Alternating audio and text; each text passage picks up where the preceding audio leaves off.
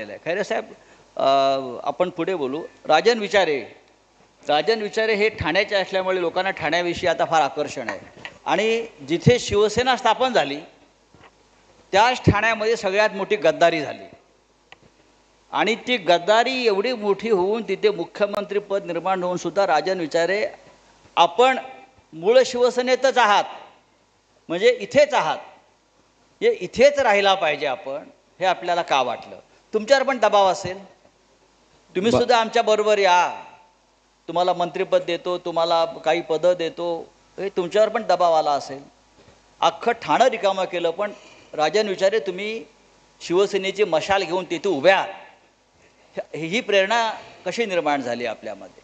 मला वाटतं मी मगाशी सांगितल्याप्रमाणे हिंदू हृदय सम्राट शिवसेना प्रमुख बाळासाहेब ठाकरे तुमच्यावर दबाव किती होता त्यावेळेला, आणि धर्मवीर आनंदीगे साहेब, मला वाटतं प्रत्येक शिवसैनिक हा संघर्षाच्या काळामध्ये त्या ठिकाणी तयार होऊन एक चांगलं नेतृत्व करण्याचा प्रयत्न झाला. आणि तुम्ही बघितलं असेल ज्या ठाण्याला एक गद्दारी नवीन नाही. मला वाटतं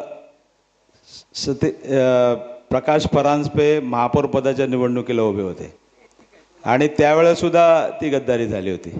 पण त्यावेळेला गद्दारी झाल्यानंतर 39 नगरसेवकांचे त्या ठिकाणी राजीनामे घेतले होते आणि त्यानंतर एक हाती सत्ता त्या ठिकाणी ठाणेकरांनी दिली.